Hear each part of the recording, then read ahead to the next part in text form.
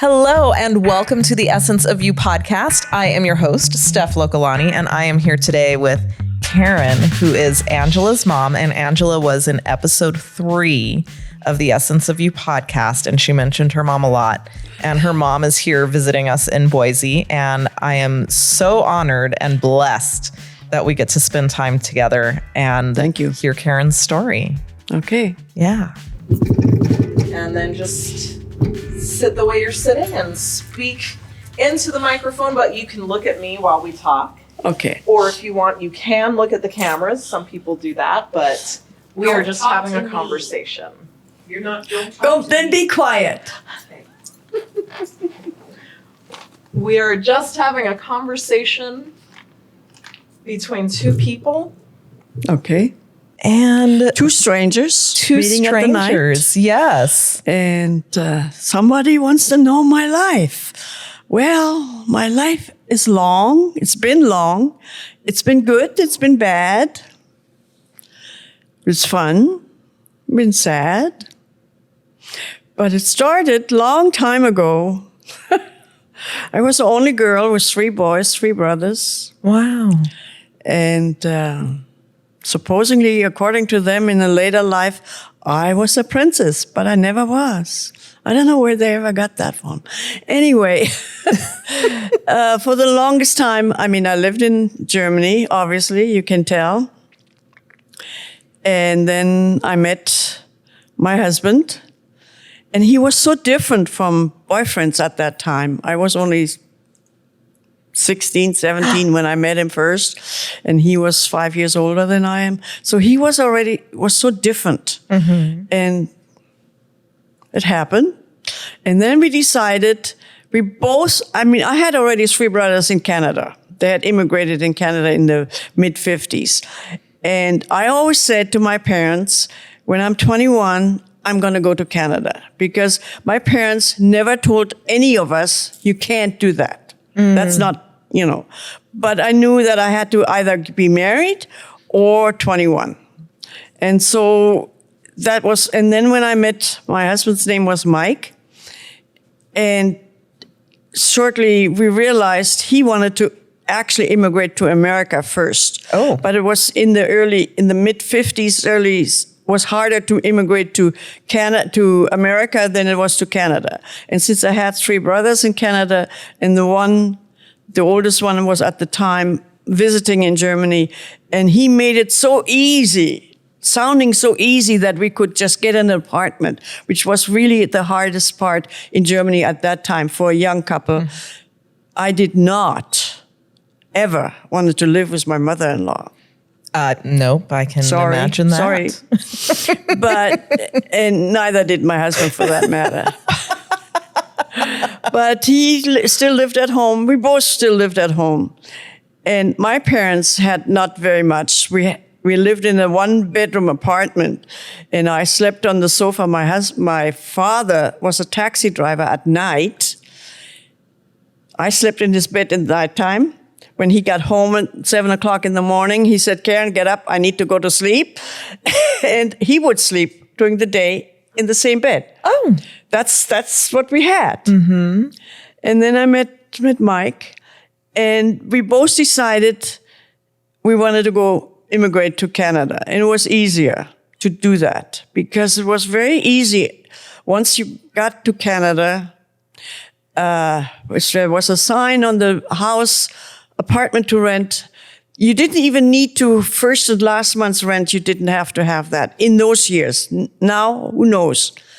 But in any case, we applied. And when we were sitting in my parents' living room, and Mike and we filled out our application, and my father comes in, and he looks over his shoulder, and he says, who's Reinhold? And Mike turns around, he says, well, that's me, that's my name. And to that minute, I did not know that his first name was Reinhold. Oh. And for the life of me, I've never called him Reinhold, in good or bad times. But the name Mike came about, he played in a Dixieland band in Hanover.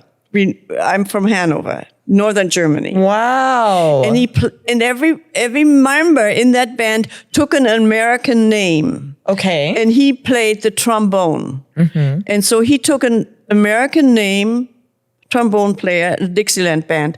His name was Mike. And Makes sense. That's it.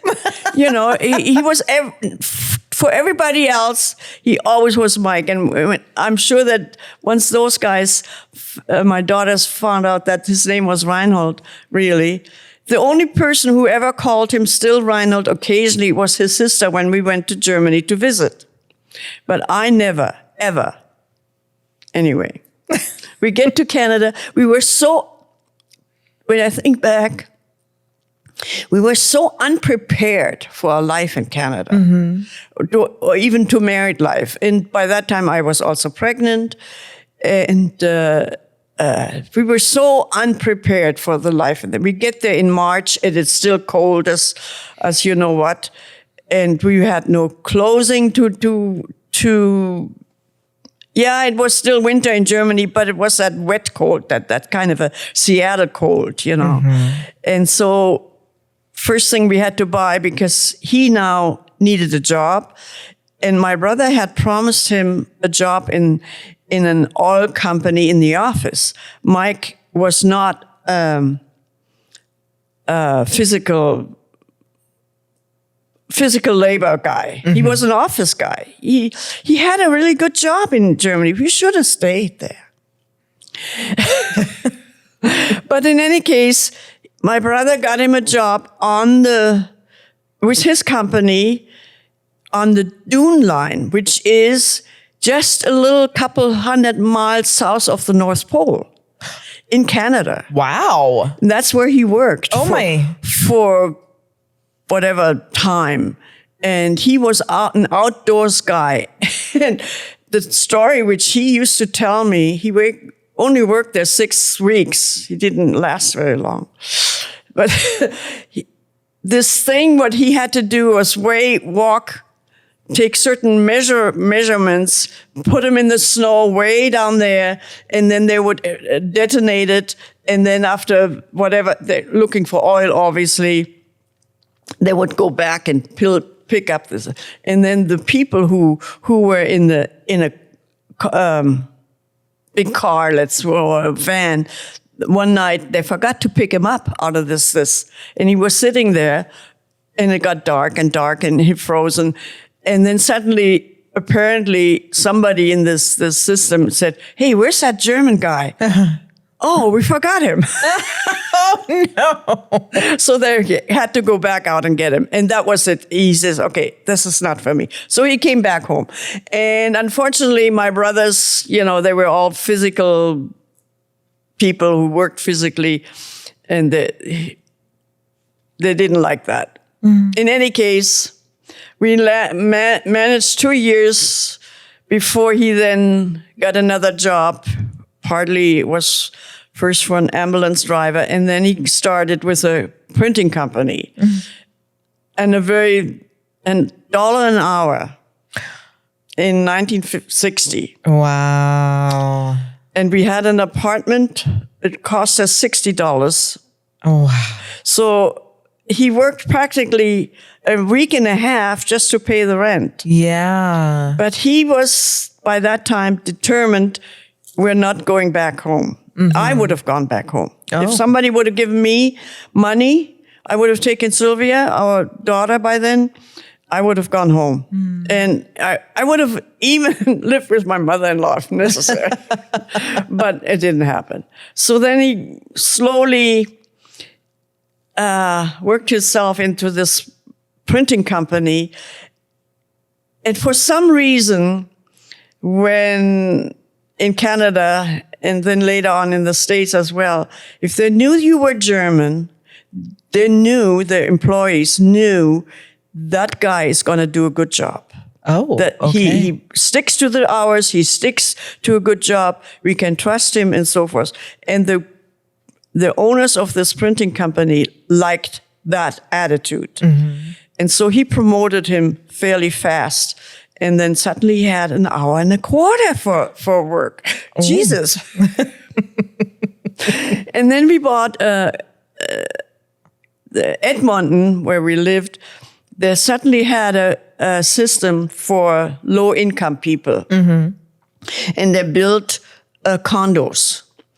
And you could buy those condos for $500 down. And they were 3-bedroom, were very nice. And my brother loaned us the $500, and then we paid it back over time. But so we had that, and slowly he made more money. I started working. Sylvia went to a babysitter, and then I got pregnant again. And so slowly we made a life, and we were even contemplating building a bigger house outside of Edmonton. And then unfortunately, our son had pneumonia, and he passed away, actually. And he passed away. So then Mike got a job, and the company went bankrupt, the printing company. And then Mike decided he had a job in Calgary, which is about 200 miles south. Mm-hmm. And so he went to live and work there. And I stayed in Edmonton still, because we now had this house to sell. But I didn't want to stay there by myself, so we sold it actually to my brother for the $500 and be done with it. Mm-hmm. But once we got to Calgary, he became a supervisor in the printing, and he made good money. And then in 1966, we went the first time back home. we had enough. He had worked overtime, and I worked, and we went the first time back to Germany. Mm-hmm. And Sylvia was by then 5 or 6 years. And we were there about 6 weeks. Mm-hmm. We came home with $2 in our bank account. Came back to the States? To Canada. To Canada with Canada. It was $2. And we had to wait until he got the next check for working, you know. We had no savings. Oh my goodness. And anyway, so then slowly it got better. And then a couple of years later, we decided to immigrate to the States. Okay. By that time, the German quota into the States included people who also lived in Canada. But Mike had already become Canadian citizen because of his job. He needed to be in the, anyway, he needed to be Canadian. So I stayed with my German citizenship for the longest time. But before we left Canada, I also became Canadian. Oh, okay. So we both had Canadian passports by the time 1968 when we immigrated to the States. And then he worked for a printing company for many years. And he did jobs on the side, and we slowly accumulated money and another daughter. I love how you put that. And, and so our life in the States, we lived in San Jose, turned out to be reasonably well. Okay. I occasionally worked, but there came a time when he didn't want me to work. Mm-hmm. And I said, okay, fine. I don't want to work. Well, there were some reasons for it, but I said, okay, if you don't want me to work. So they didn't work for several years. Mm-hmm. And then suddenly he says, don't you want to have a job again? Oh. I says, no, I don't, because I'd now lost the connection between the time where you did everything by hand. I worked also in the printing trade, between the hand and the computer age had just started. And now I would have had to learn the computer part of it. And I said, no way. Yeah. You didn't want me to work when I had the chance to advance. I worked for the telephone company at the time. He didn't want me to do that job anymore. So I said, okay, I stay home. Mm-hmm. I didn't put it like that. But then, slowly, and he worked along also on the side. Whatever he did in the printing trade, he could do something from home. Okay. And slowly we accumulated money. And from then on, we almost went once a year to Germany. Wow. He needed to go home. Uh-huh. In quotes. In home. quotes, yes, in quotes. And for some reason, we went most of the time into Hanover, where his sister, he still had 2 sisters at the time. And we would sit on the one sister's, her name is Erica, on the patio, and they would talk constantly, about their childhood, and that was fine. But then their mother had passed away in the meantime. And over time, their mother became a saint.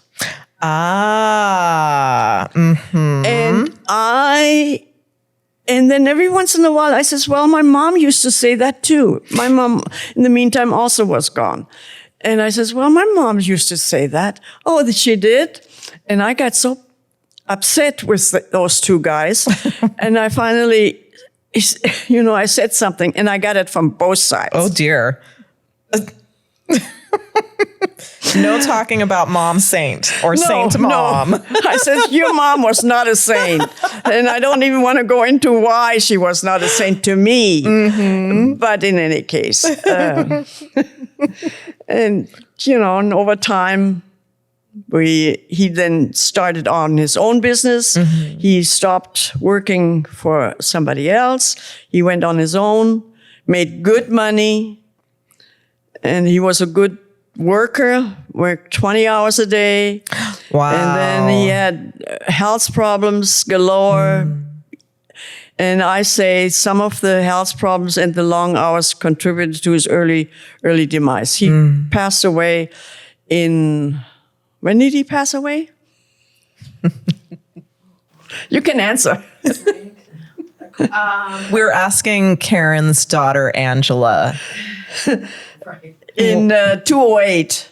2008? 2008. By that time, we had moved. Okay. We lived in the meantime in a town in Northern California when he sort of stopped working halfway in a town called Paradise. Oh, yes. I've heard of that. And you know what happened in Paradise? What happened? It burned down. Oh, yes, it did. It did recently. But luckily, we were gone. I didn't start it. Well, that's good because we'd have a lot of other things to talk about. But I saw my house go up in flames. My Paradise house in flames. Literally and so then he got sicker. He had heart problems. He had open heart surgery and all that. So we moved before this fire happened, we moved to Woodburn, near Oregon, near Portland, Oregon. Okay. And his health deteriorated extreme. And then he passed away in 2008. So I'm a widow since then. And because I married so young and didn't have that time where you're on your own, out of college or school. So now I have these years. It's 18 years since he's gone. Oh my goodness. And I'm enjoying my life. Good. And I'm doing what I want to do. Yes. And it took me a while to find out what I wanted to do. So what did you find out? I went traveling. You did? We always traveled, him and I. But then now I had to decide where I wanted to go and what I wanted to do. Yes. I went very little to my sister-in-law's house. Good. But I still went there. I knew her for a long time, and we were in our friends still. Good. But then after a while, I had a friend move in with me in the house. And then the two of us, she lived there for 7 years, and we went traveling a lot. And we went traveling within America, up to Canada, one trip. But we went to Europe. We went to Spain. Ooh. We went to Croatia. We went to Italy. And then the last trip we went, her and I, for 3 months we were in Europe. Oh, my. And we started with Amsterdam, then Paris, and then we took a tour within the tour through northern or southern France and northern Spain. The walk which you do by foot, the El Camino. Yes, but we didn't do the walk. We just passed. It was a tour by bus. Oh, how great! And the tour ended in Madrid. Okay, and the tour was 10 days, and we stopped in where the walking tour stops. Ooh, I see it in my head. I've seen pictures. I can't pick the name right now. San Sebastian. Oh, yes, San Sebastian. Okay. And the reason we took this tour, we had seen, her name was Luann, or is Luann, and we had seen here on PBS a show about this walk in this town. And there is this old church. I mean, it's not a church, it's a cathedral. And what we've seen at an Easter service where it's huge. And they have this urn where they burn incense and they swing it from one end of the church to the other. I've seen a video. She's Catholic and she's Karin, if we go to I want to see that. Absolutely. I want to go there. She says, that's the reason I'm going with you on this tour. I says, fine. I'm not Catholic. I'm not anything really. So I said, okay, fine. We're going to do that. This tour, we specifically picked this tour because it included a 2-day or almost 3-day stop in San Sebastian. Oh, wow. So we did that. And the church was just packed. Oh, I bet. But we did. She made me go and take what do you call it? The sacrament? Oh, yes. Where you eat the little cracker. Yeah. And I don't know why I went along with it, but anyway, I did.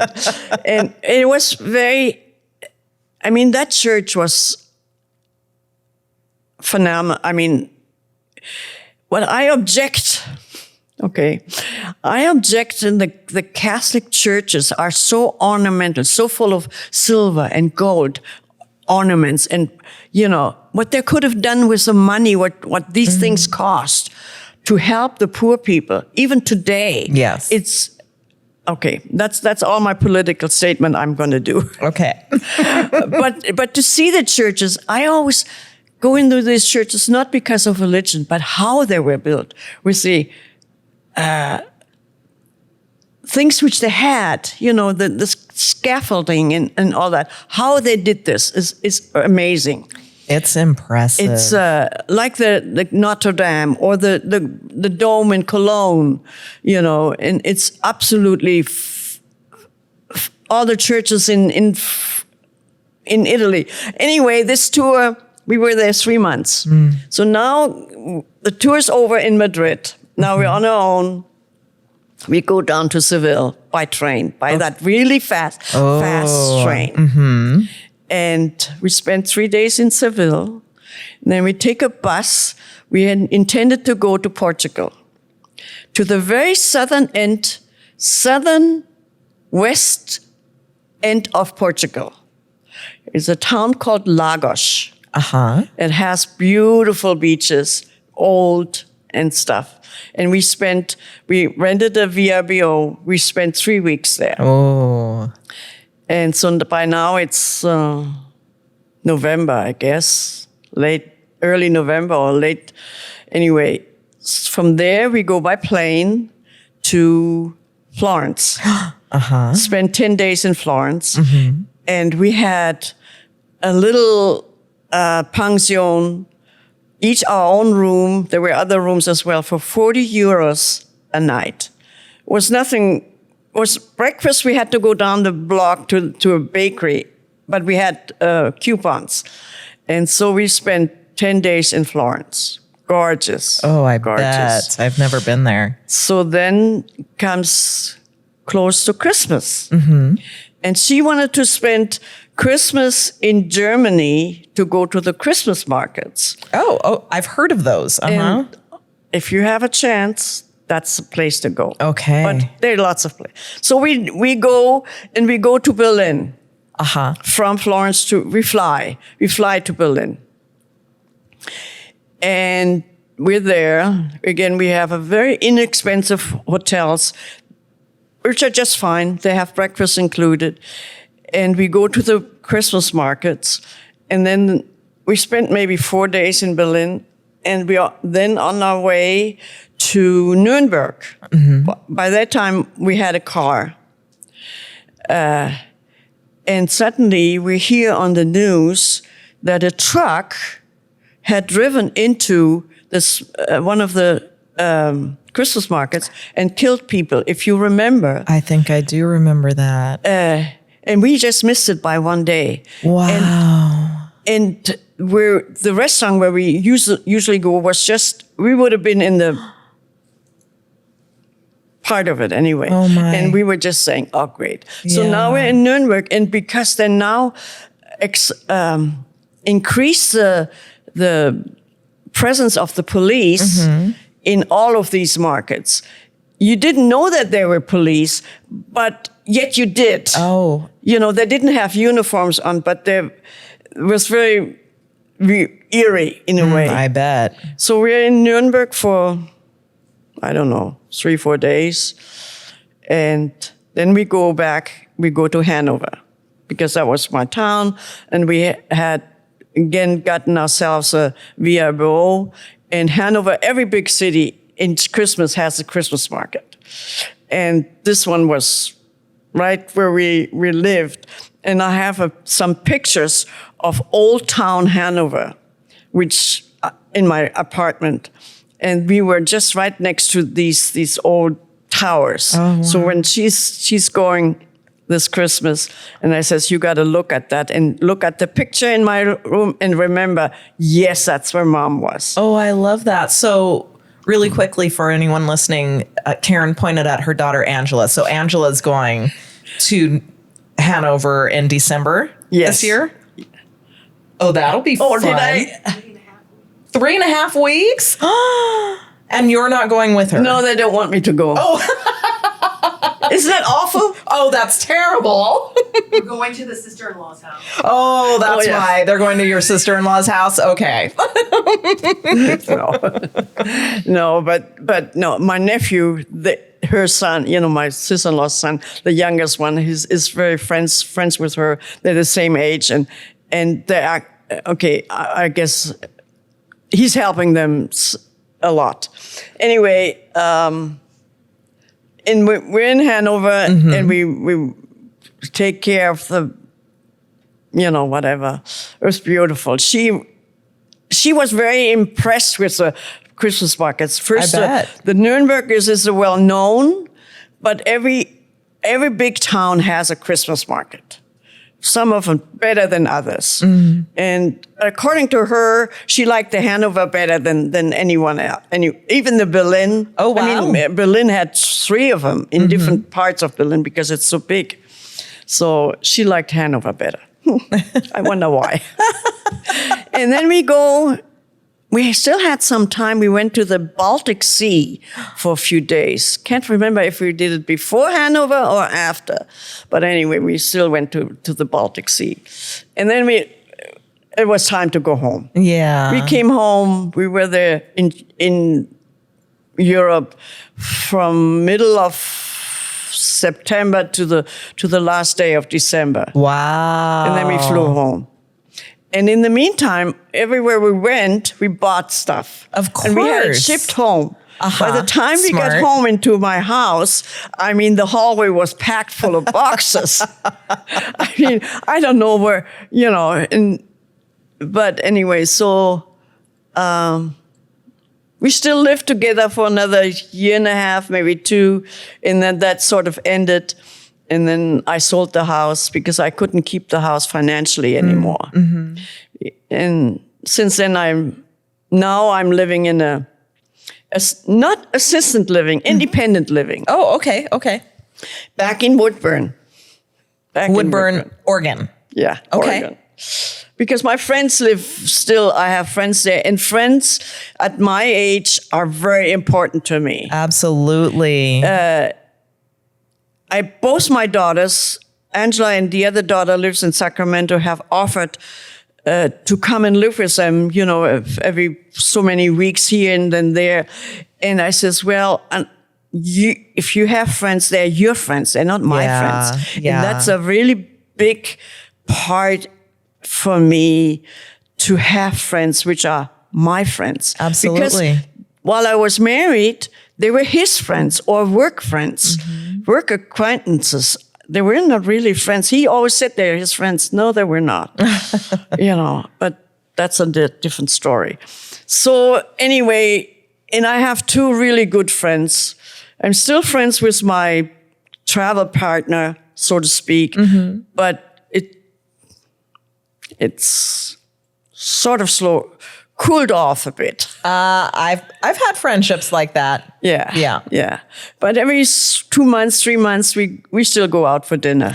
Good. She also lives in the neighborhood where I now live. But basically, and then obviously, I'm very involved with my grandkids. I have 3 grandkids. This one, Angela's Christopher, son. and my other daughter has a son and a daughter. Okay. But they all live in different parts. Yeah. It's expensive for me to visit. My grandmother on my dad's side lives in Hawaii. My family's originally from Hawaii. And she can't come visit all of us. I'm in Idaho. My sister's in Florida. One brother's in California. The other brother's in Colorado. It's even and that's worse. just us. Then she's got other grandkids from my dad's sister and brother. And they're in Vegas. There are some in Hawaii who still live there too. So we call our grandma Tutu. Yeah. So Tutu does have grandkids that come visit, but it would be expensive for you to visit your grandkids. Yeah. The one thing what I regret that my parents never got to know their grandchildren. Yeah. Because they were over there, they were in Germany, and they're both passed in the mid 70s. My mom actually in the also 70s. Anyway, they came to visit once. But that's not a get to know your grandchildren. It's not, no. It's not enough. No. And so when then my oldest daughter, Sylvia, was pregnant and she had a son, I promised him, he was a baby. He didn't hear me. He didn't know what I was saying. But I promised, I said, I'll always be there for you. Yeah. No matter what. You will always have a grandmother. Yeah. Because the other grandmother, my son-in-law's mother, was not a grandmother. She was there, but she didn't do anything with these kids. I've known grandparents like that. I promised, and then my husband at one time or another decided to go back to Germany. And they were just starting with boyfriends and so forth. And that was the biggest thing where I said no. We were in Germany, we investigated the whole thing, and came back home, and I can't remember if she had a boyfriend first or if Sylvia neither married those boyfriends at the time. But I said, no, if they have grandchildren, if they have children, I want to be there. I'm not going to do to them what we did to my parents. Yes. So I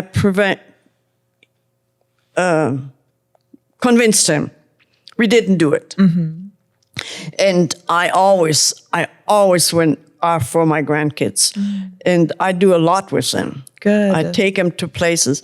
About 2 years ago, I took all 3 of them to San Francisco for a week. Oh, how fun. And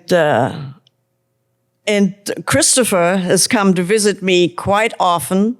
Good. Over the years, at least once a year. And him and we go in Oregon. There's a beach on the town's called Seaside. Yeah, I like Seaside. And we've gone there this last fall. It was our 10th year. Oh my goodness. And we had a celebration, barbecue on the beach with sausages, and the sausage ended in the sand. But we ate them anyway. We cleaned them off and we ate them. And so, and he still talks about it. I hope one of these days, if he comes in the summer, he'll just come. He's come in a short, and we always go to the same hotel. Oh, I like that. Mm-hmm. So, but I'm now, and the other two, Sarah lives in Sacramento. She's engaged for a long time. They hasn't gotten married yet. Hurry up, Sarah. Hurry up, Sarah. You heard that. Yeah, and Cole, the oldest one, lives in San Diego. And Sarah and Cole and Sarah's parents and I, we're going to spend Christmas together in San Diego. Oh, this year? This year. Oh, that'll be nice. Because she's in Germany. Right, because Angela's going to Germany, that girl. But anyway, I go at least once a year to any of them. All of them. And I know that Sarah is engaged. They have a cute little house. I have my own room. I can go there as well and visit. Oh, how nice. And I get along with my son-in-laws. Oh, very different than your experience. I get along with Sarah's future, and they all say, Karin, if you need to, you can come and live with us. Oh. Well. But your friends aren't there. I mean, money is running out, yes. Yeah. But, and I'm getting older, and so I don't know if they really want to live with me. But at least they say it. And when I'm there at either house, and I get along with my daughters. Yeah. Yeah, we kind of, we don't really fight. Not really. We disagree. Disagreeing is okay. Loudly. That's sometimes, okay. That's life. With one of them more than the other one. Is it Angela? No comment. Angela's raising her hand. She knows. But yeah, my two daughters are so different. It's uncanny. Like they're from two different people. And they're not. Mm-hmm. I promise they're not. But no, it's. But and I do a lot with my two friends in Woodburn. We go to the beach 2 or 3 days. We go to Sun River once a year for about a week. Oh, nice. And every Tuesday we meet. We either go for dinner or we make dinner in each other's houses. Oh, how awesome. And so I think I got to stick around in Woodburn. I'd say. If they would just stop raising our rent every year. Yeah. Because as soon as our Social Security goes up, our rent goes up. Oh. So far it's even, but anyway, and the rest of my money is really running out. Yeah. Got to stop doing things. I don't know. I say still travel and you'll figure it out. That's terrible advice, I'm sure. No, but I say when I have a suitcase to carry on with, once I can't carry that suitcase anymore, I stop traveling. Okay, yep. Mm-hmm. Or obviously when money runs out. But so far, so good. Good. So that's the rest of my life. I love it. And a few things in between, but some of it is not for publication. That's okay. We have our some secrets. Of it is too boring and very normal. Mm-hmm. But there definitely were highs and lows. And I think the last 18 years, I don't want to say they're the highs, but they definitely are the middle. Okay. Because like I said before, I can do things my way. Yeah, absolutely. And it took a little while for the rest of the family to realize, oh yeah, Mom is doing it her way. Yeah. And I am. I love that I don't have to be beholden to anyone. No. And actually, whatever my husband and I accumulated, money-wise, furniture-wise, we never took anybody else's money. We never inherited anything. Mm-hmm. My parents didn't have anything. Neither did his mom. So we don't have to be thankful to anyone. Yeah. Because that's when you get an inheritance, you have to Oh, thank you. No, I don't. It's and all I'm yours. not. Yeah. I do what I want to do, when I want to do, and how I want to do. I love that. And that's it. Goodbye. Well, I want to add, so what year is this? I think I've been divorced for 12 years now. And it's that freedom that I get to make my own decisions. Yeah. I get to have my house. I get to have my car. I get to have my dog. I get to have my cats. I get to have this business. Yeah. And I did this by myself. Yeah. It's a very satisfying. I never had to work when I was by myself. He left enough money for me to live, and I spent a lot of money. But when he made money, he was a electronic freak. Anything which came on the market, he had to have it not the day after it came out, the day before it came out. Yep. Mm-hmm. I know people like that. The last thing, he was already not feeling well and so forth. The last thing he absolutely wanted was that phone which came out, our phone which we have nowadays, which we just... a smartphone? Yeah. Uh-huh. And we happened to come for Christmas or Thanksgiving, I can't remember, here to Boise. And he wanted to go to the Apple store. Okay. And Angela said, there is no Apple store in Boise. No, there has to be one. We spent a whole day looking for a bloody Apple store. But we live in Boise. There was no one. And he got so irate about it. We fly home the next day or a couple of days. We land in Portland. He says, Karin, drive me to the Apple store. We don't even go home first. You go straight to the Apple store. Apple store. He buys the phone. By now it was out. He buys the phone. We come home the next morning. He sits there and looks at it, tries to get it going, and he can't.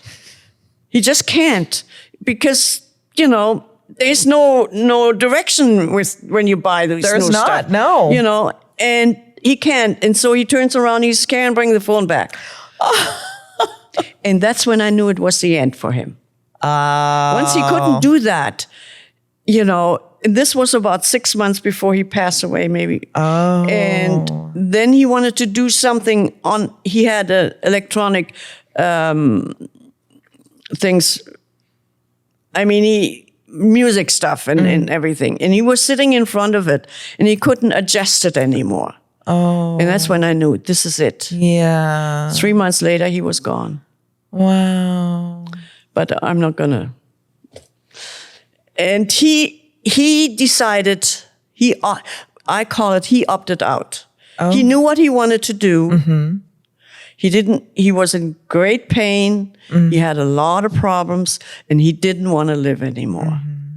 And we all were together and we all made the decision, let's give him what he wants. And we did. Can I say it? You can discuss any story, but don't forget to... He was in the hospital and they had already told us, yes, it's time. We asked the doctor, is there anything you can do for him? No, there's not.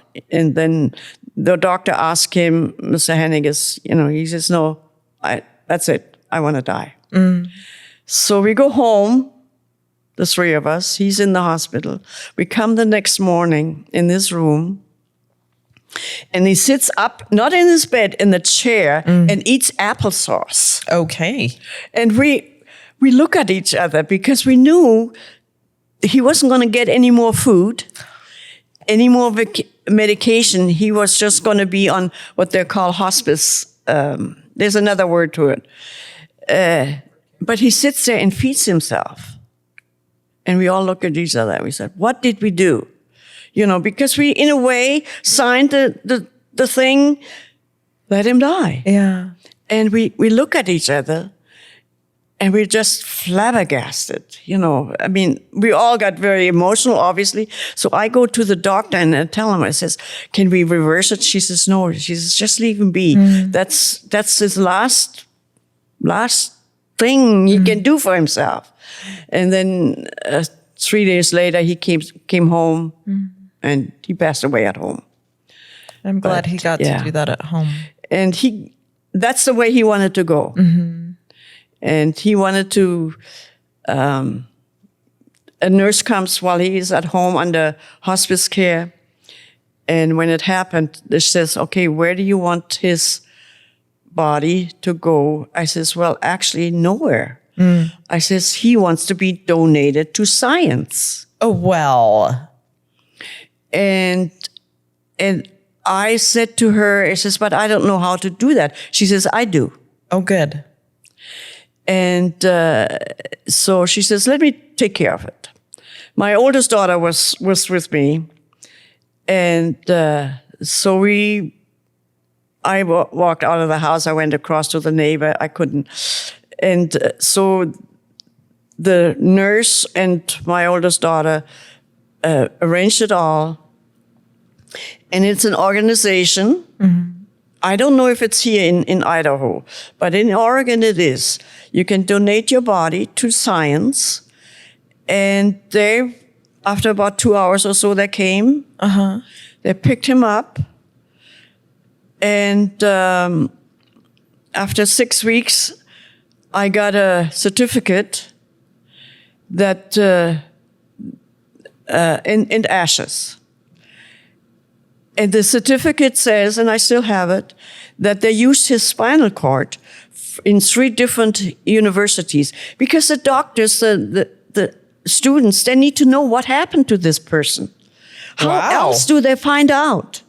Yeah, it is a very hard thing to realize that your loved one gets used in a way. Yeah. I'm trying to use very simple words, but I knew what was going to happen to him. Mm-hmm. And in his spinal cord was the only thing which was still usable because everything else was not in good condition. Oh, wow. But I got the certificate and they used that and I got the ashes. Mm-hmm. So now I have the ashes. In the meantime, I have another friend staying with me, which she had already known as well.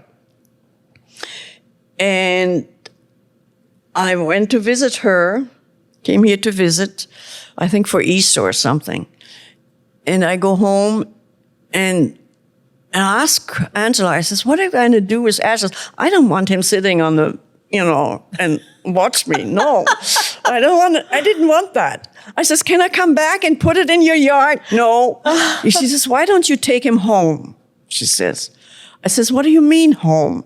She says, Hanover. Oh. You see, in Hanover, where him and I met, there was a lake. It's called the Maschsee. Mm-hmm. And she said, and every time we would go, because that's where we met and so forth.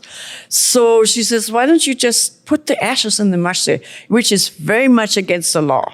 Oh. But my husband, he loved to skirt the law. He didn't do anything where he could be arrested for, but if he could do this way instead of this way, he would do it, right? Instead of going straight, he would go around it and do something. Okay. So this was really around the bend, right? So I call my sister-in-law, his sister, and I says, okay, I have his ashes, and I'm coming with this other friend to Germany, and we're putting the ashes in the Maschsee. And first she said, okay, but her and her husband, the family was very well known in Hanover. Mm-hmm. And then when I got there, she suddenly says, Karin, you can't do that. It's against the law and I can't go with you at all, period. If and I thought about it. And so then I said to her, I says, okay, Erica, I understand. I says, when I do it, I'm not going to tell you, and I'm not going to tell you where I'm going to do it. So we still have another 10 days of vacation with them. And so in the last minute, I say, goodbye, Erica. He's in the Maschsee. And she was just livid. She was just livid. Because from the point where I put it in, and she knew where I was going to put it in, there is a restaurant. When you sit in the restaurant, she went there quite often, you could see that point. Mm-hmm. She says, I can't now go there I says, well, that's up to you. That is up to her. Her 3 sons knew about it, and they went and visited that part. And what I did when I put the ashes in, I had bought flowers for all of my family, each a different flower. Wow. And I just took the heads off and put them in, once the ashes, they sort of float on top of the water. And the flowers went with them, right? Brilliant. So that's what I did. And every time I went a couple times and then they went to Germany one time with me, and we all did that every time. And she has to do that again this time. Yes, you do, Angela. So yeah, and then it took Erica a good 2 years before she went back to that restaurant. Yeah. Oh, that's her choice. It is her choice. You know? And she didn't understand how Mike passed away at home with no medication, no food, nothing to drink, because that's the way he was unconscious. And that's the way you do it, you know. And at one time when it really happened, she says, well, you let him starve to death. I says, no, I did not. That's the way it is. Then about 5 years later, her husband is in the same position. And she now had to make the decision. Is she going to pull the plug and let him go? And she calls me at one time. She's, Karin, I understand what you did. I understand now what you did and why. And she said, I apologize for, you know. So, okay, sorry. I don't want to end on a It's okay. bad note. And actually, it's not a bad note. It's not a bad note. Because he got what he wanted. Yes, exactly. And I'm going to go the same way. Okay. I'm going to, because it didn't cost me a dime. Yeah. Yeah. I love it. Didn't, not a dime. And he always said, if you have to pay for a funeral and so forth, I come back and haunt you. Heavens forbid it. Oh, yeah.